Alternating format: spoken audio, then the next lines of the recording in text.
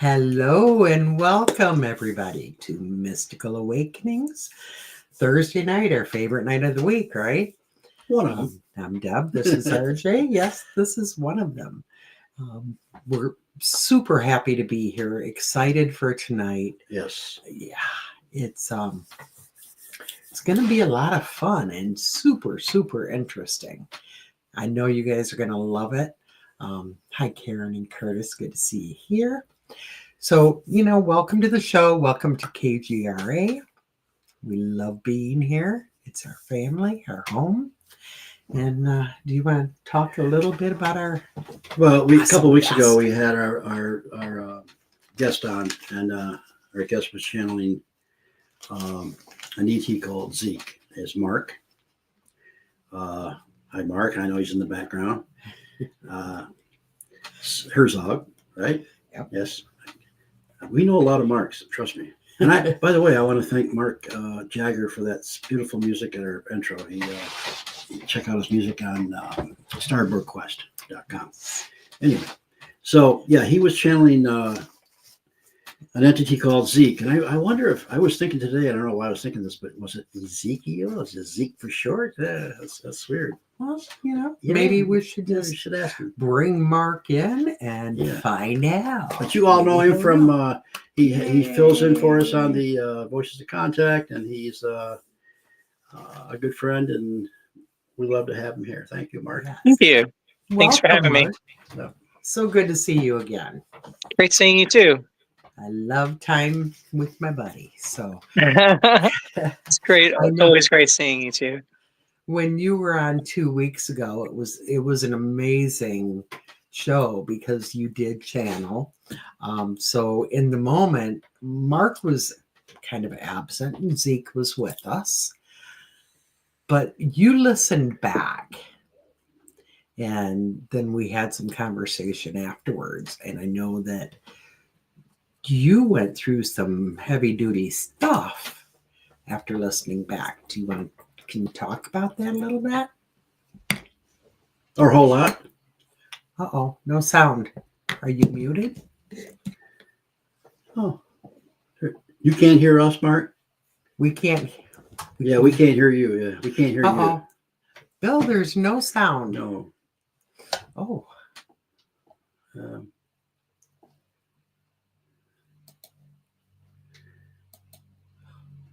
Okay, let's try this again. Can you hear us? I hit I unmuted you, but I still get no sound. So maybe we can get our producer to tell us what the heck's going on. Tell us, yeah. No mics are muted. Can the audience hear us at all? Uh-oh. I can hear both of you, and he can't hear us. So, Mark, my suggestion is leave the studio and come back in, and that might just fix it. So why don't you do that? Okay. While I hang out with Deb and Arjay. Yeah, we can hear you. Yeah, Deb and Arjay this is a typical thing here, this for our show. Trust me. Actually, getting a little chilly in here. And I know it's chilly in where you guys up in Upper Michigan. Oh yeah, absolutely. It's freezing. We're we're in the 40s again. Before he comes back, how was the retreat? Oh my gosh, the mystical retreat weekend with Andrea Perrin here in Can you hear me? Was amazing. Yes. Yay, we can hear that's you. Great. It was amazing, but Mark is back, so I'll see you guys later. Okay. Thank you. Hi again, Mark. We can hear Hello. you now. All right. I don't know what happened, but I don't know either. Did you hear her question about?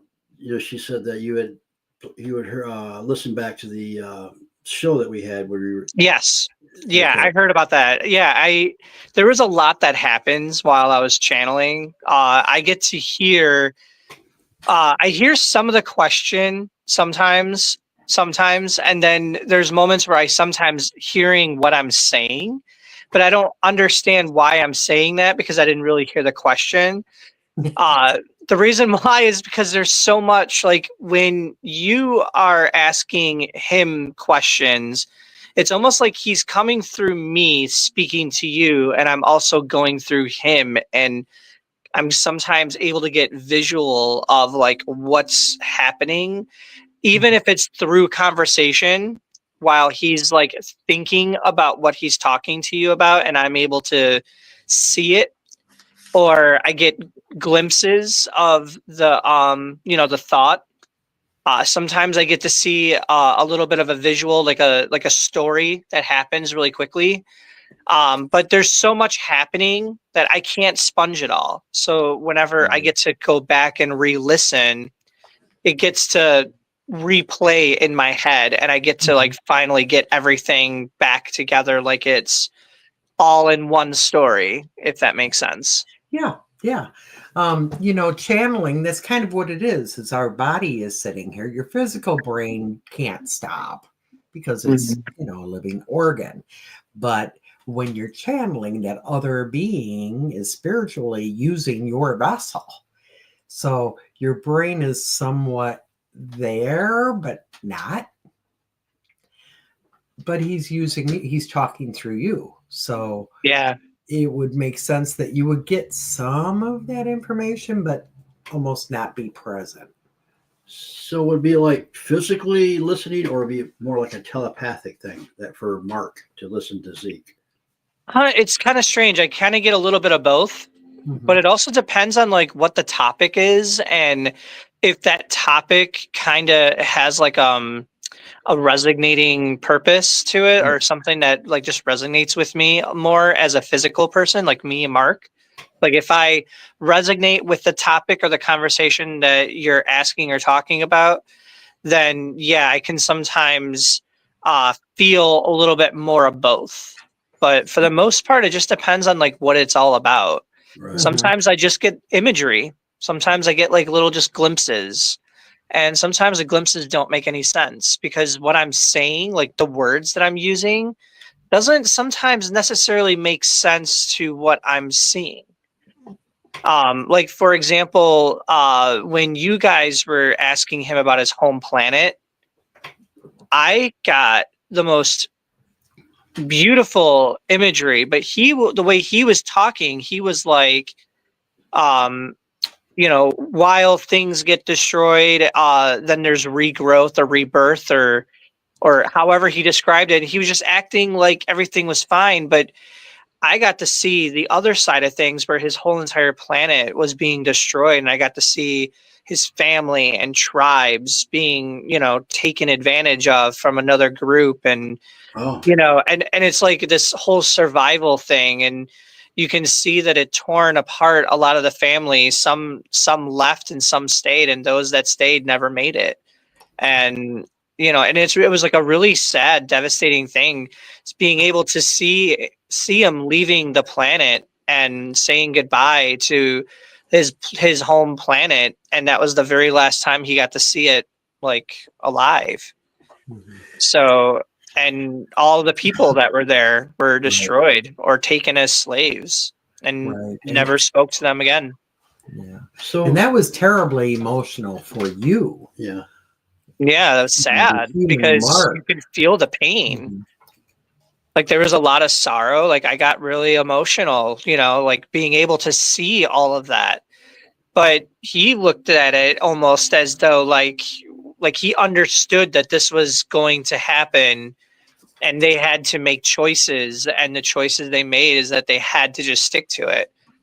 And so it's like they understand a higher purpose of what's happening, and they're able to move forward with a strong mind and a strong presence, and like understanding what they're going through, but they're not allowing their emotions to dictate their choices that they make.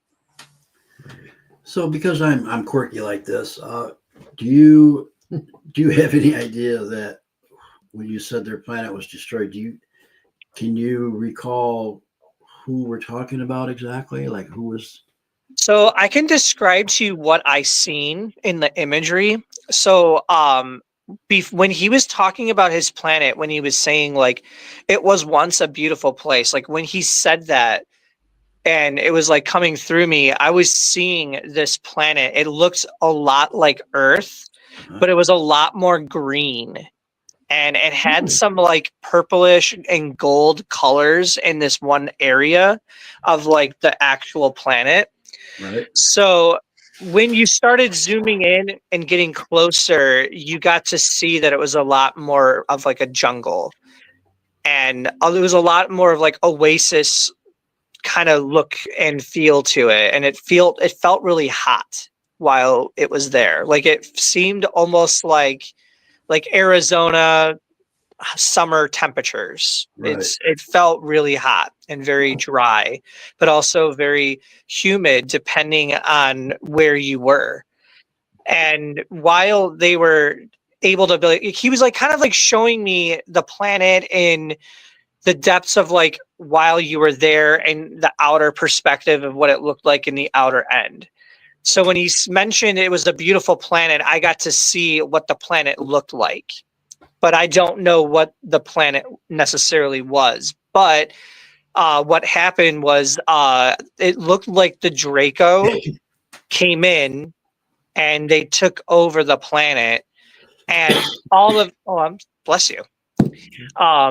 There was a lot of other different forms of reptilians that were on this planet, and his family being one of them.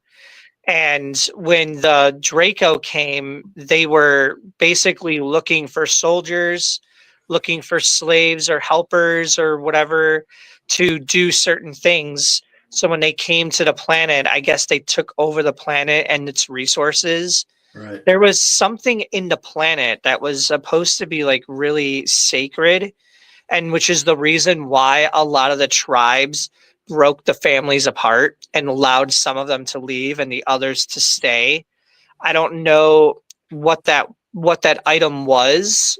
I mean, maybe that can be a later on question for you guys, Mhm. I don't Yeah. know. Right. I just felt like there was something like a presence that was an object, something that was in that planet that caused them to not want to leave.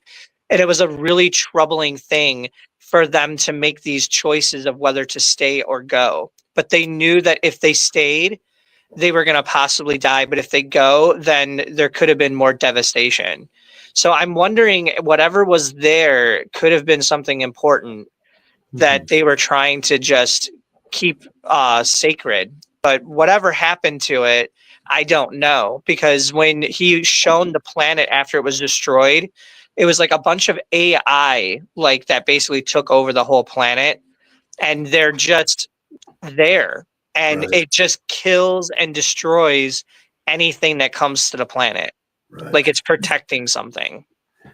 So I want to remind our audience, and I'm sorry, Zeke, the person that Mark was channeling, was reptilian. Yes. So, so what we have here is, we want to point out that not all reptilians are the same. We sometimes we get bad, remarks about reptilians that are all evil. That's not true. It's like humans or anything else. There's good and bad. So it's just important to realize that, obviously one reptilian stepped in and maybe didn't like where Zeke was living, but they didn't like because they weren't going along with a program or something like that.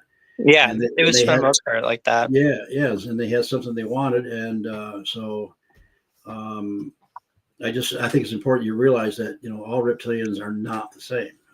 So Right. just like all humans aren't, and all Pleiadians aren't, and all Orions aren't.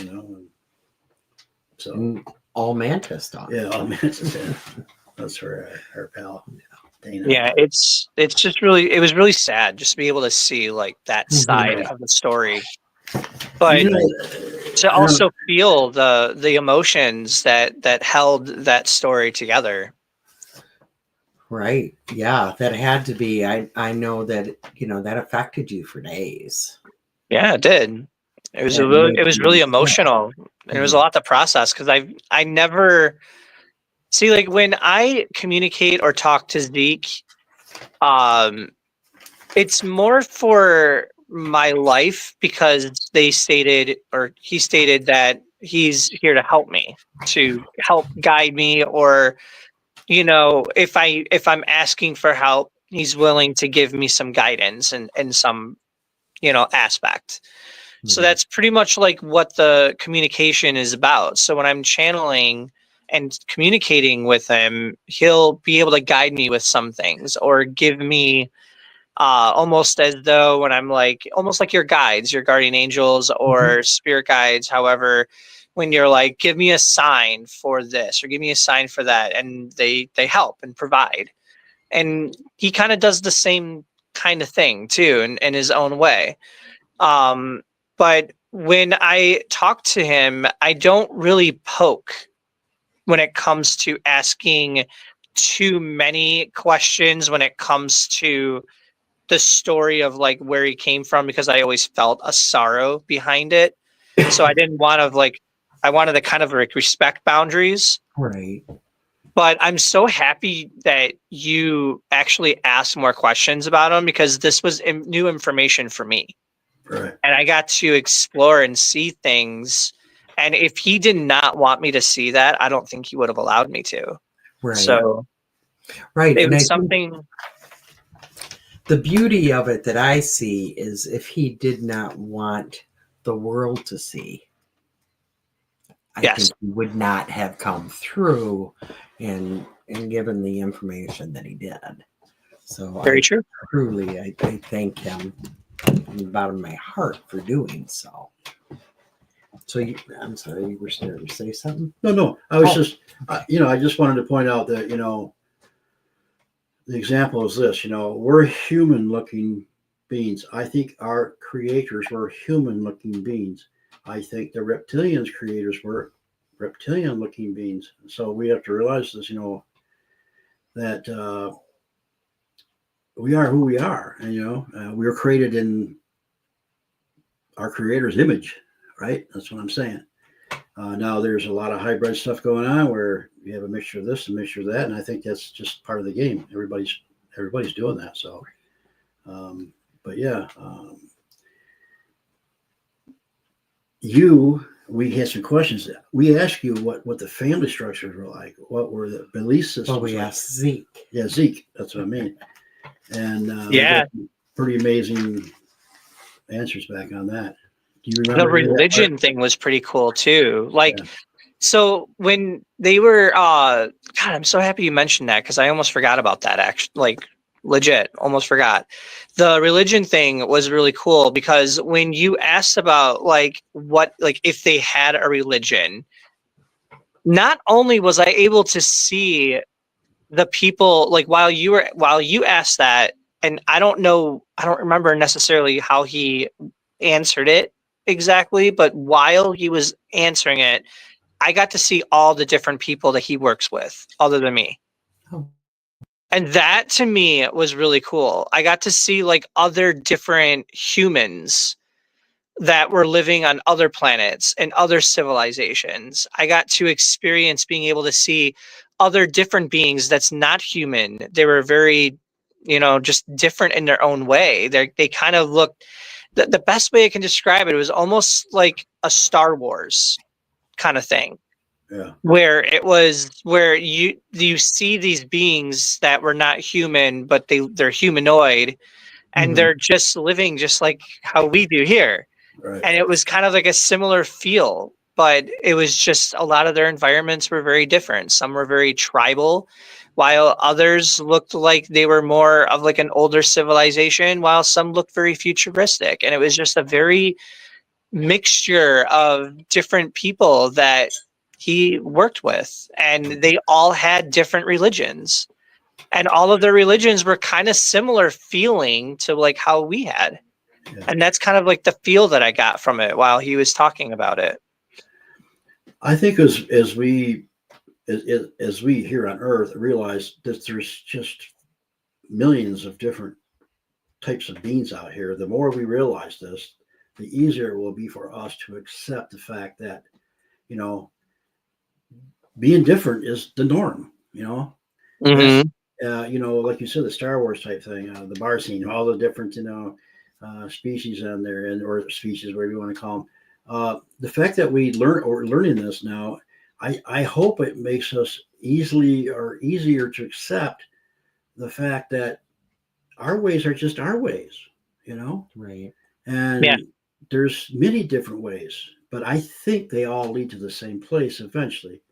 But we have to, and that'll help us understand to get along better with other people, other races, other different beings in the universe. So Right. So were you able to listen back to the show right away after it was over? Or I did it did the take next you day. the next day? Yep. That's kind of what I thought. So what was the most shocking as you're listening back? Was there any parts that you went, holy cow, I'm shocked, or I had no idea any of that was said? It What was literally the whole home planet story that it? hit me so hard. Like, I think that was the more shocking part, because I think that the best way to describe it is every regression I've ever had with Mary, and the one regression that I had with my one friend McKean before I met Mary. All of the regressions I've ever had, and I've ever experienced Zeke present, speaking, anytime I ever had an experience while he was there or present, it was always so peaceful and loving and just supporting, and almost like a very strong dad figure, just knowing that no matter what, you are always and forever safe. As long as they are in your presence, you feel safe. There's nothing that's going to ever happen to you. That's the feeling that, I get. But when you get that type of a feeling, you don't really think to ask, like, how was your childhood? You know what I mean? Yeah. Like you just think they just got themselves together, and they are just doing an amazing job, and it feels good, and I like their presence, and it feels nice to me. So when they're communicating with me, I just go along with it just for curiosity, and it ended up becoming a very beautiful friendship or relationship that him and I made. Yeah. But I never really got to experience that sad side that he got to experience growing up. And it made me, the reason why it impacted me a lot is because I always say these words whenever I'm speaking to everybody, the macro to the micro. So it's like one of my favorite things, because it blows my mind that even one small ripple can cause such chaos in your whole entire reality. Like, for example, one little lie or a fib can ricochet and ripple effect in your reality and make so many different things happen. Right. And it's so mind-boggling on what one little tiny fib can really do. Now, just think of like a certain action that you do in your life, the ripple effect that any of those actions have done, no matter how big or small. So when you look at us as humans, we feel the ripple effect in our realities.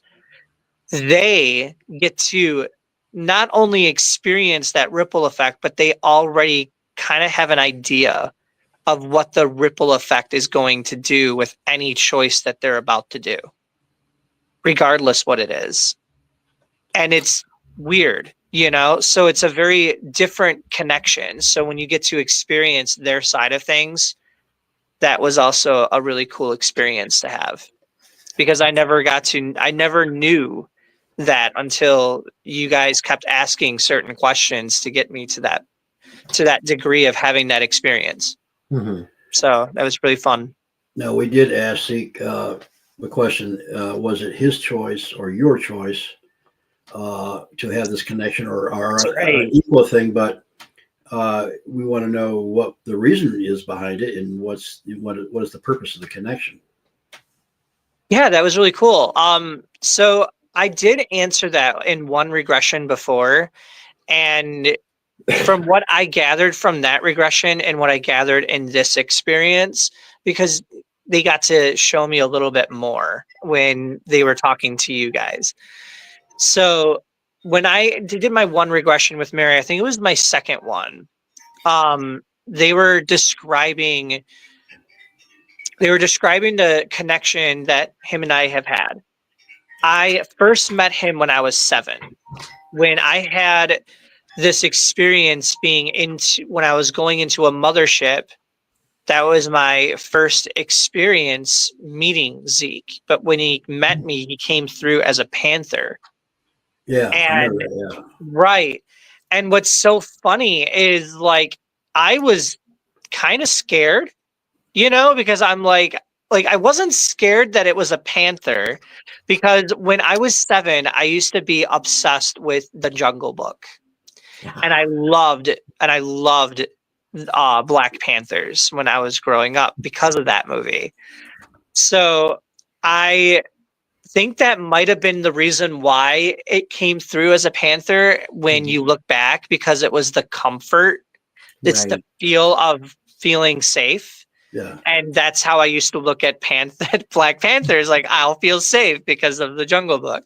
So when I'm 7 years old, I think that's why I had that thought. And when he came through as a panther and he was moving and walking, I wasn't sure if he was going to eat me or if he was going to if he was playing nice. Like, I didn't know. But it's pretty cool, and like how they come through. But the experience I got to see with him, we've worked together on many lives. I guess our souls are kind of like in maybe I don't know how to believe if it's like a soul tribe or a soul family or a set of souls that was like maybe a collective, or like I don't really know necessarily how that works on the other side yet. But it seems like we're kind of like connected in that type of a group. And it seems like the team that he has, I have like a really interesting connection with all of them. There's like a few grays that are in there. Mhm. And I want to say this other one is a Andromedan. But the grays are not like, just like how there's many different types of grays. These are short, but they have like a very like human like personality, Mhm. but they are very telepathic and they don't speak from their mouth. And when they do, it's very gargly, or it's kind of like crisp, like a very crispy, gargly kind of like voice. Like they Right, don't have our vocals. right. So, Mhm. but when they speak telepathically, they come through almost like how we're speaking. Yeah, And they get to show like the dialogue, like how you, like if you're excited you talk with, how like when you talk a little different, they have that in their tone while they're telepathically communicating. But when they're talking, one of them feels very young, and I have a very strong connection with that one too. And that one's always really excited to see me. But Kind of. when I first come to when they first come to me, my physical is always like, what the heck's going on, And then Right. while I'm in it, then I'm like, oh, it's my family, I remember you. And I'm like, why am I like that? that sounds like Octarians, maybe. Maybe. Yeah, Mhm. they're kind of about like 5 footish and very telepathic and very one of the oldest beings in our galaxy. But very Yeah, I have healing, a very very strong healing. connection with them, Yeah, so it might be. yeah, It's hard. There's a lot that happens. Like, I was trying to explain this to a few people, and you have an experience being taken or having an outer body experience, like feeling your essence in a sense coming out of your body, and you feel your body and then you don't. And you feel like you have a body but you don't. And you're moving around, and it's just weird. And then there's moments where you're in one spot and then you're in the next spot that's like 20 feet further in the next second. It's like things are very different. And now that I'm putting things together, how the difference with like the geometry of like 3D to 5D, like the mhm. way everything looks, 5D makes things look like it's really far away and really close at the same time. Yeah, And since that happens when you're in a 5D type of experience, like on their ships, I remember my first regression that I did on stage at your convention at UFO Contact, when I did that on live, and I was describing um, the feeling of like when I was sitting in the chair when I first got in the ship. I was like in a waiting room, almost like a lobby, I was like seeing these doors, and it was all white. The whole room was white, and there was just some plants with colors. But every time when I was trying to get up, it felt like I was like stretching, like I was a giraffe. I was like stretching up.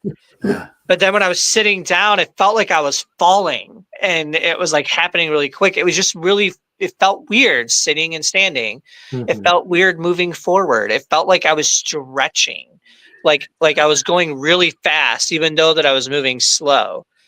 It was a very strange physical feel. But then when I got out of my body, it was a different experience. Right.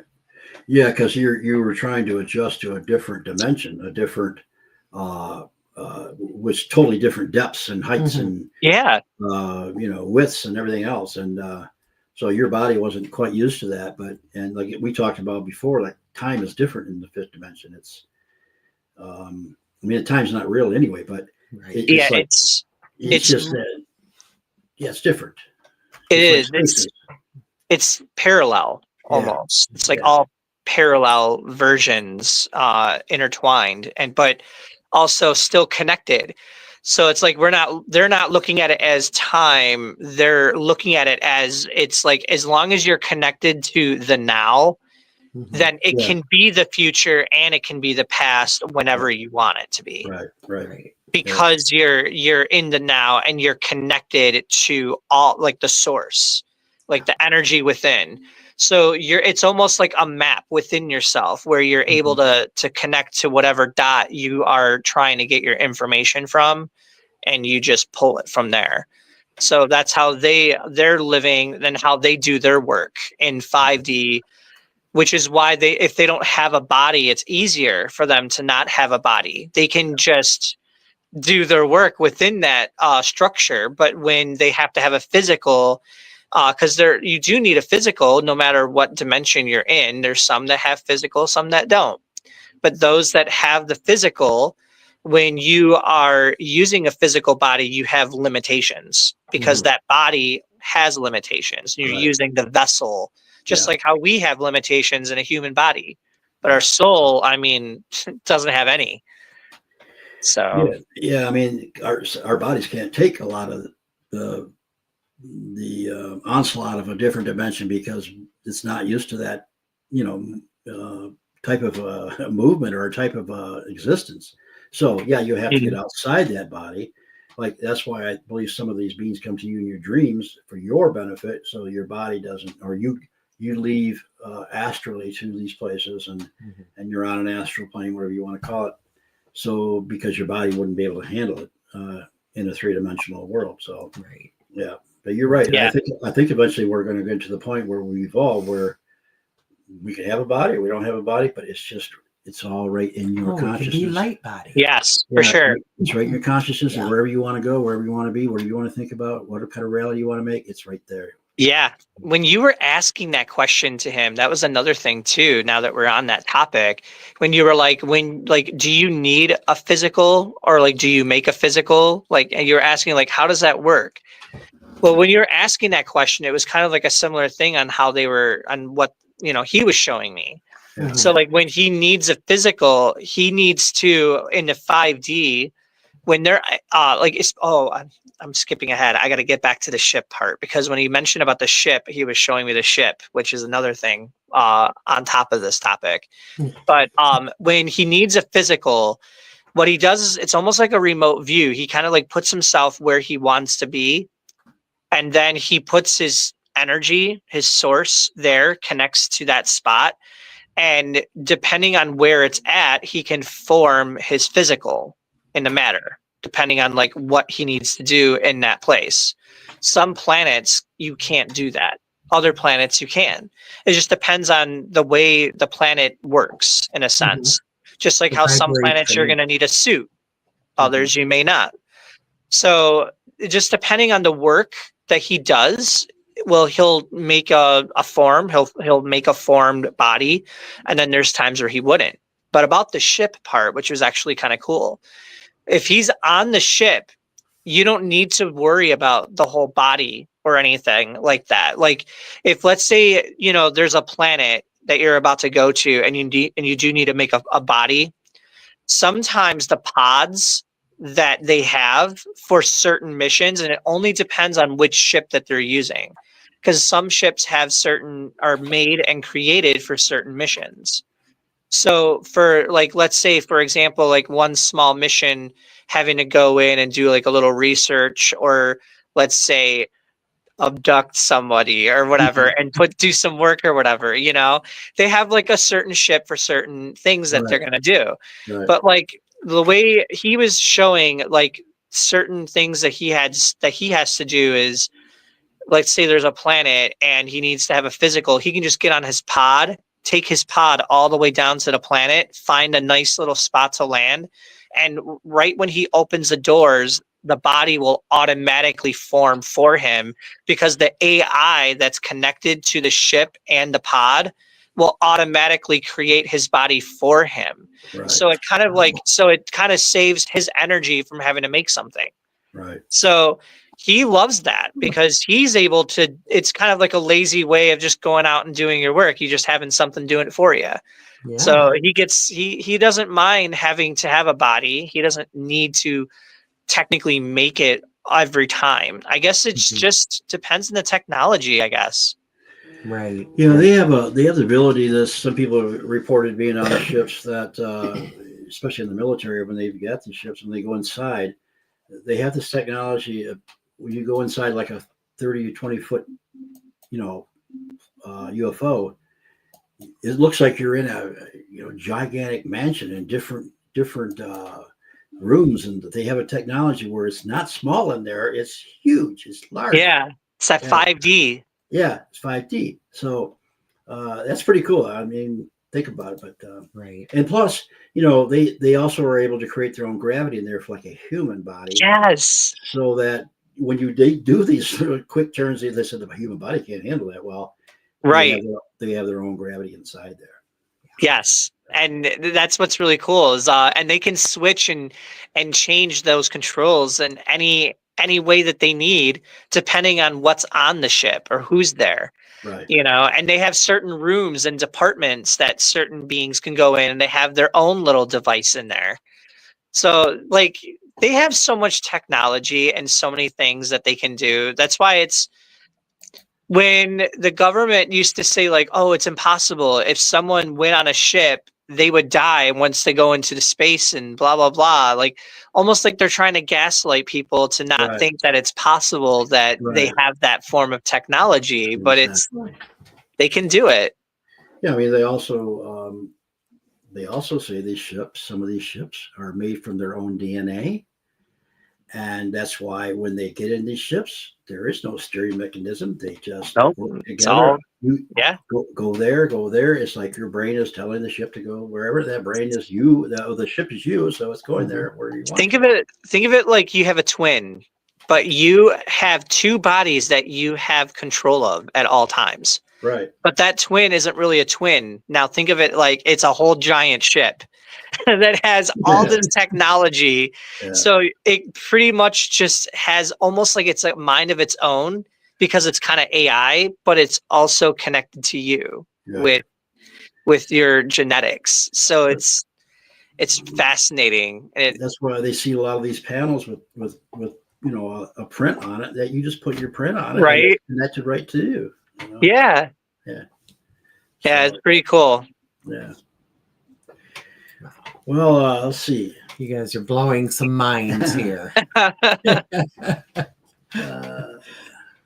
Now, do you remember more detail about Zeke? What he might look like, so we can? All right. So, I unfortunately don't have that regression anymore. It was my first regression that I've ever done with my one friend McKean. That one, he was digging into getting a description of him. So I was describing like vividly like what he looked like in that regression. Okay. So he's really tall, probably around like 8 or 9 foot if he has his reptilian form. Right. He does remind me almost like think of like a gecko, like like the the Geico commercials, like the gecko, but think of him as skinnier, but also taller and a little bit more hunched over. Hmm. And his face is a little bit more. His snout is like a little bit more. Kind of like half of like what the gecko's face is. So Okay. his face is kind of like inward, but it has like a little bit of like a longer like chin and mouth. So he's able to speak through. His jaw and muscles kind of move while he speaks.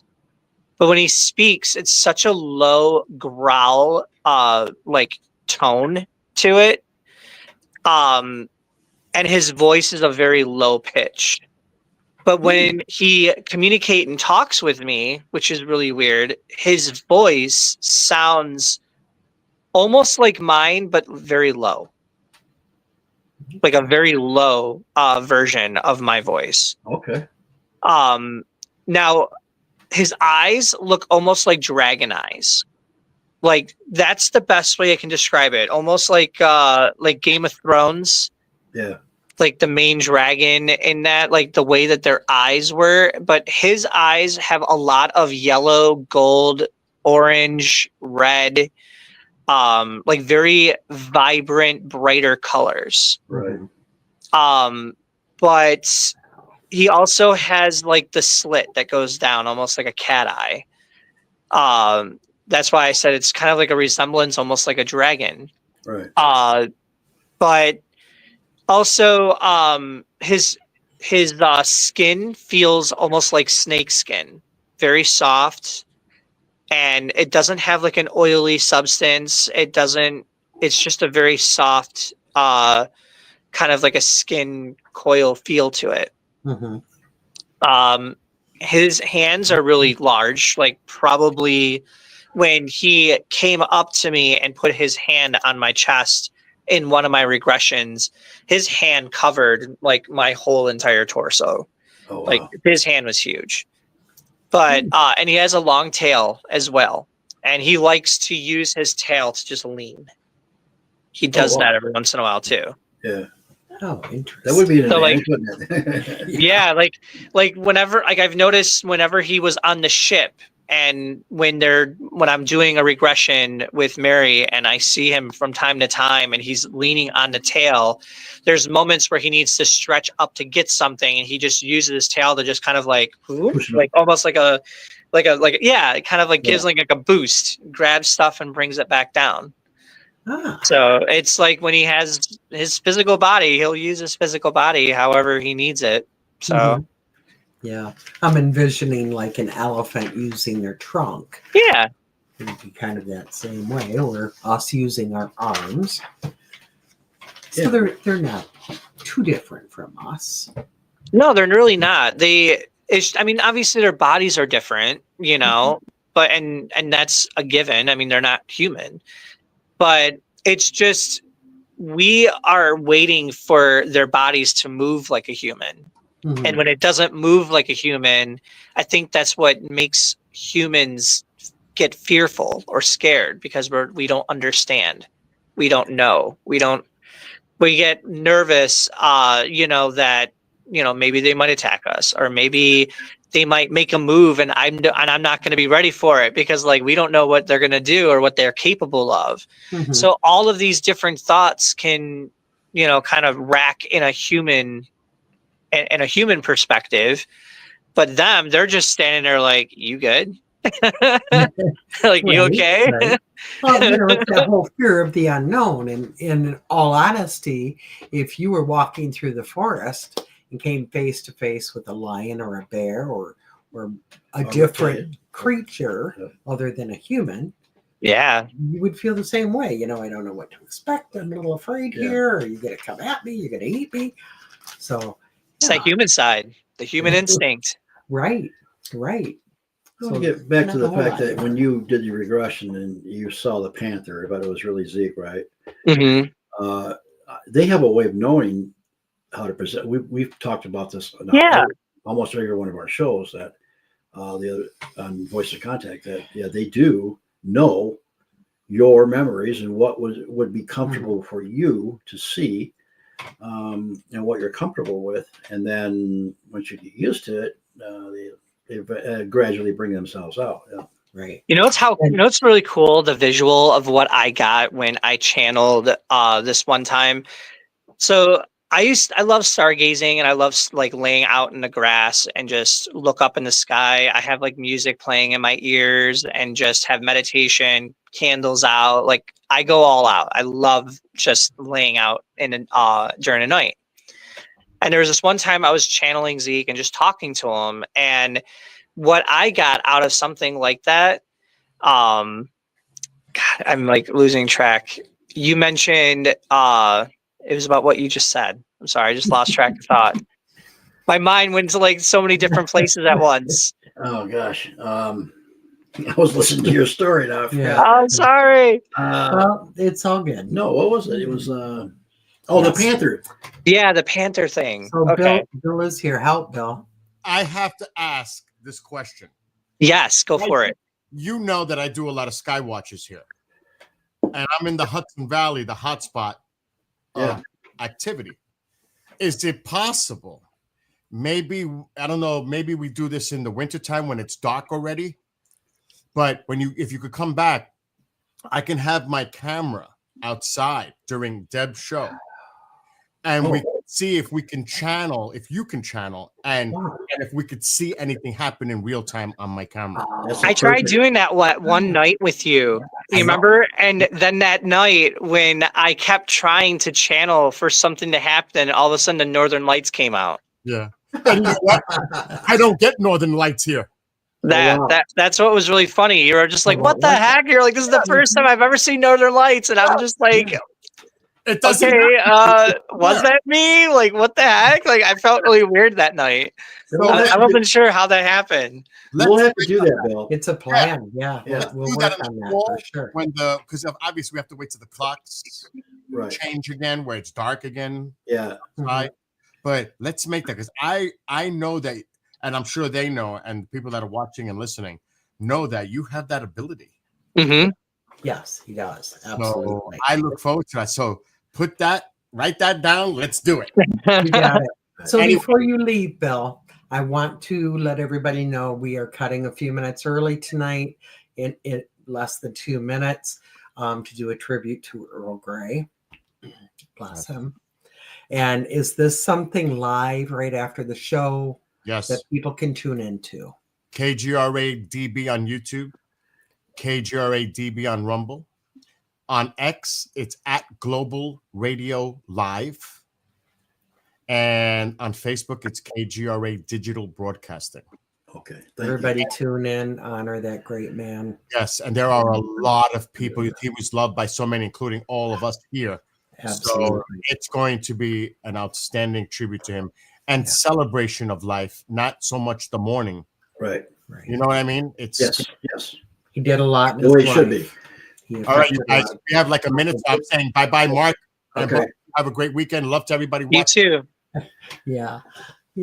Okay. So Mark, thank you so much. That was fantastic, as usual. Yeah, no problem. We'll do more. Obviously, we're going to be doing a lot of work together. Yeah.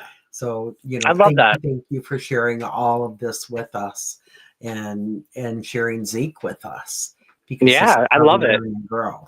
So, everybody, we do have to run because they are going to bring in a lot of people to do a tribute, a celebration of Earl Grey. Amazing man. He was director of MUFON in California. He's done so many amazing things. So honor him. So everybody have a fantastic week. Until we meet again, may all of your awakenings be mystical. Bye, everybody. Bye.